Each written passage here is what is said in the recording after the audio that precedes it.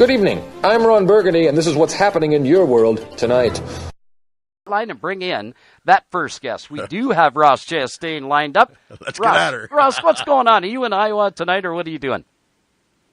I'm here in Mooresville, just waiting to go, to head out to Iowa. Yeah, no kidding. I bet you're just chomping at the bit to get back to Iowa. I know we look back in your career. I got to look back into the trucks. I think it was 2013, but you got yourself a pole at Iowa. Some good finishes. You like that racetrack. Yes, sir. Yeah, it's I've had some success there, so it's treated me pretty well, and I like the place. I think that goes a long way in running good. And there's not many tracks I don't like. There's some I would rather not. We've not went to as many times, but yeah, Iowa seems to be good every time I head out there. Now you're in an Xfinity car now, JD Motorsports. You guys are really starting to find your way. Got to feel good being on a team with a bunch of good teammates, and really the crews, the preparation of the cars, everything is really starting to come together for you guys. Yeah, it is. I mean, we know where we're at. We know we're underfunded, compared to some other guys, but we don't worry about it too much. Of course, when you want new parts and pieces, it would be nice, but we make do with what we have, and we make more out of what we have than a lot of people do to have a lot more. So it's Landon obviously has run very well for him over the past few years, and now I'm trying to get my hands around these Xfinity cars and racing every week. I haven't ever done this, racing this many times in a row this often, so that's been a challenge in itself of just getting myself prepared. Normally, I've been used to having 2, 3, 4 weeks between races, and now it's one after another, so it's good. And I'd say each time we get a few races in a row, I'm definitely unloading off the truck better, even if it's a new track or different track or whatever, or new to me. I'm not as much of a problem as I normally am, so I see why the guys that are good, they race every week. Seat time means a lot, doesn't it? Yes, sir, it does. It's crazy. Landon, he's got so many laps of just not even racing, but testing for teams earlier in his career, so that's invaluable, and I haven't had that opportunity, so I've got to learn on the track in front of everybody, where he got to learn to make all his mistakes almost behind closed doors, where no one could see him when he messed up. So that's a little different for me. I look back to Daytona, race number 1 for you in that number 4 car. Man, we almost had watermelon flying in Victory Lane. That would have been pretty cool. You had a great run going there. Yeah, we did. And instead, we had watermelon sliding through the infield with one to go. So that wasn't how we had it drawn up. But no, we did everything right, I feel like, and we all agreed that we were very conservative for most of the race, and that was a race where a lot of people got tore up. So we bided our time, and when we decided to go, there wasn't that many cars left, so it was pretty easy to drive up in the front there, and we had the car to do it, and had the 16 car pushing me, and of course he went on to celebrate. So it's kind of crazy that he was against me pushing my bumper when I wrecked with the 42 car there. So it's just one of those racing deals, and we keep putting ourselves in good positions at the super speedways. I feel like we're going to get one day. I've done a lot of the right things. I've done some wrong things racing at those tracks too. Just at Talladega here a few weeks ago, or whenever it was. I coming to pit road, I locked up right front tire and flat spotted it, and had never done that before, so I didn't know what it felt like. I knew it was shaking the wheel a little bit, but I thought was hoping it would be all right, and we decided not to change tires, so had the tire go down. Luckily, going slow as I was getting back up to speed, so I was able to get it back to pit road, and we lost 2 laps, but it didn't tear up a race car. So that's the important thing for me and everybody at JD Motorsports, that to not tear up race cars is big, and that's big moving forward in our season as we get into this next stretch of races where there's no off weekends. It'd be tough if we were tearing up cars. So we've been fortunate so far to not do that. So you said early on that you guys are underfunded compared to a lot of the other teams. Does that change your racing strategy throughout the race, or at some point in the race does the crew chief come on and say, okay, go Cat, go, don't hold anything back, just let her fly? I mean, definitely, they don't even have to tell me anymore. I understand the situation we're in, and that Johnny's in with 3 teams. And so you gotta be conservative in some aspects. We don't want to, from one side of it, we don't want to be blowing tires from over cambering stuff and getting too aggressive on our setup. So we're pretty conservative and try to keep our tires, temperatures pretty even, where we don't, melt a bead or anything. But then from the driving aspect of it, I know when I can put it 3 wide, I know when I put it 3 wide that, there's a good chance I might pass both cars and I'm trying to, or there's a good chance we'll all be in the infield care center together, mad at each other. And so I just try to make it where it's not my fault. If something happens and it's a racing deal and someone gets into us, it is what it is. We're all out there to race, and it's not like we won't be able to get to the next race. It's just it might not be quite as fast. We were racing pretty hard at Richmond. I had the watermelon car with the National Watermelon Promotion Board and Helena Chemical on board there. We were pretty good throughout the race, but we were stuck racing J.J. Yaley all night. I swear, me and him passed each other 20 times. And he ended up getting into me one time, getting into one, and ran me all the way up the track. And that could have been real bad because there was a lot of debris up there, and we both slid. Luckily, after that was the last time that I saw him, and I don't know if it made me, my team said that he made me mad and I drove harder, but I don't think that's it. And, we got the car better on the next pit stop, and I never had to see him again. So that was a good, we have a lot of fun racing, and there's a race within the race in this Xfinity Series that guys like us that are racing, we realize we're not going to be able to sit on the pole and lead all the laps and win the race. But, we've got a race of our own, and if everything falls right, we can have good runs. And so we understand that, and, it's harder racing back where I'm at, from 15th on back than it is up front. I can guarantee you that. We're with Ross Chastain tonight, driver of the number 4 in the Xfinity Series in NASCAR, driving for JD Motorsports. Got to ask you, Ross, you're heading into Iowa this weekend. You guys are coming off an off weekend. You had a little bit of a break. I know you're used to a little bit longer breaks coming out of the Truck Series, but you did have a little bit of a break. Now heading into Iowa, the Corn Trophy, one of the coolest trophies in all of NASCAR, is going to be up for grabs. And I know you like that track. You've got a pole there back in your truck days. Take us for a lap around that track. What do you think of it?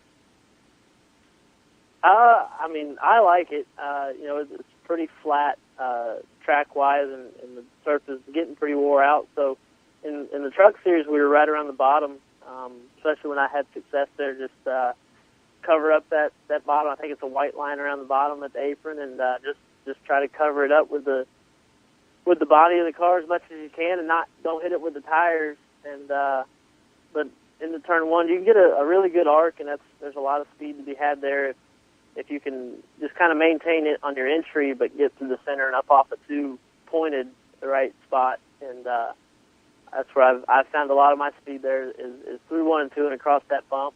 I've had good success with my race cars, good race cars to drive, and they've driven across the bump. And at one point, I didn't even feel it.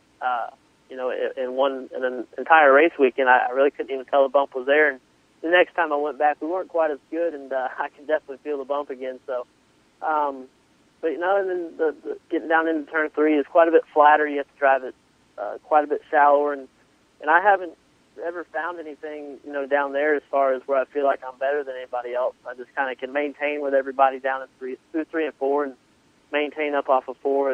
It's a lot of sliding at that point. All the way to the wall and kind of pointed at the flag stand and just try to maintain down in 3 and 4. But 1 and 2, I really feel like I understand what's going on, and I can manipulate what I need to try to be better and try to get the most out of my car. And there's some tracks that I feel like I do a good job at, and there's some tracks that I feel like I'm really bad at. So, but a lot of those tracks that I feel like I'm bad at right now are like Richmond, where I've only ran there. I just ran there for the first time, so that took a while to get up to speed. But Iowa, I've ran there a few times, and most recently in a K&N car where we were right up by the fence in the race, running it by the outside wall with making speed, and so that was a lot of fun. I wish that these Xfinity cars could try out the bias slide tires like the K&N cars. They're a lot of fun, a lot of sliding around, and these these radial tires, I don't feel quite as much sidewall deflection or the ability to slide them. Yeah, and a little less forgiving, I guess, or maybe even more forgiving with the radial tire compared to. But, hey, it's going to be a dynamite weekend. Who have you got on the car this weekend on that number 4 so everybody can pick you out? Yeah, well, as of right now, we're working with a few of our partners and trying to get them to come on board. So right now, we're kind of at a point where we don't have a sponsor, but I think come race time we'll have them on board with us. It's just a lot of the stuff we do is later in the hours than what I would like, but I think I'm going to have the watermelon scheme, on part of the car. And maybe get some flex shot on there too. So just a matter of talking to everybody, and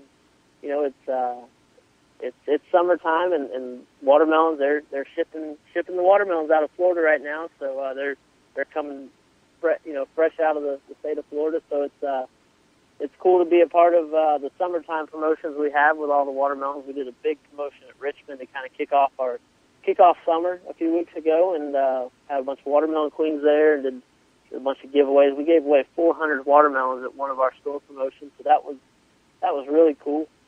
And then at Talladega, we had Winn-Dixie come on the car. They were the sponsor of the race. It was the Winn-Dixie 300, so it was cool to have to be the car for all the Winn-Dixie employees to pull for in that race. And so moving forward, looking to trying to grow this ag car. That's been my goal since I started racing and found kind of my niche in the business side of the sport, where I can bring any agriculture-based company into the sport of NASCAR, and I understand the business. I mainly understand watermelons, but beginning to learn other crops and row crops and different things that are growing out west, and try to help Helena Chemical out as much as I can. And that's it's a business, but at the end of the day, I get to go racing, so that's why I do it. Well, I can tell you it works, too. We had watermelon in our fridge just this past weekend, and good thing. Temperatures went up, and nothing will refresh you like that. But, Ross, you get out there this weekend and do a little refreshing, pitch a couple seeds out the window, and make your way into Victory Lane. I can't wait to get you back on the program with a huge success story. All right. Well, it would definitely be the underdog story. We've kind of, I understand probably better this year than I ever have. Our expectations are a little different than when I've raced at Iowa in the past. But hey, I'm getting a race every week, and I'm getting watermelon in front of a lot of people across the country at tracks that I wasn't able to with the Truck Series, and it's all a learning curve for me. So if everybody is a little patient with me and let me get up to speed in these cars, and give me a little time, and let me work on the business side a little more, I think we're gonna, in time, I don't know a timetable, we're gonna have some good things to show for it, just like in the Truck Series. So all we can do is keep trying. Absolutely, my friend. You keep doing that, and somehow or another, you got to find your way into a truck for Canadian Tire Motorsport Park. You did a real good job up here in Canada in those trucks. You got to be back in one this year, buddy. I know. I wish I could. I was bummed that I missed it last year, and like you said, the first year they ran up there was my first time on a road course, so I had a lot of learning, and we led some laps, and was able to run in the top 5 for a lot of the race, and held off Mr. Pappas there for a long time, and I burnt myself up doing it, but it was cool while it lasted, and we made a charge there at the end with some fresh tires, and got back up to 7th. So that was cool, but it was really cool to be able to outrace Max Pappas for about 15 laps was showed me that I wasn't as far off as I started the weekend, and I wasn't as far off as I thought. But if you hear of anything, let me know. Absolutely, we will. We'll keep our ear to the pipe, buddy. Good luck at Iowa this weekend. Get out there and do it. All right. Thank you, sir. Thanks for having me on. You want to believe it? That's Ross Chastain. He's getting all ready to go for Iowa this weekend. Going to be an outstanding race. Jason, that guy is a quick study. Watching him for the number of races that I watched him in, Ross is one of those guys that can go out and get the job done. Give him the equipment, he can do it. Well, it sounds like you can pick up on the small intricacies. Easy for you to say. I'll say it. Intricacies. That's it. Wasn't The different even tracks close. that some guys may not necessarily be able to pick up on. Like you're saying, you can, risk run a different line and pick up a little bit of track position in 1 and 2, but not 3 and 4. And not a lot of guys or girls are able to do that. You see, most of the people that are racing in those premier divisions are all very good racers. But once they can pick up on the small details, the subtle details of each track, that makes them excellent racers. It sure does. Okay, quick break. When we come back, how about a top 5 at Kansas for a Canadian? For all of us here at News Center 4, I'm Ron Burgundy. You stay classy, San Diego.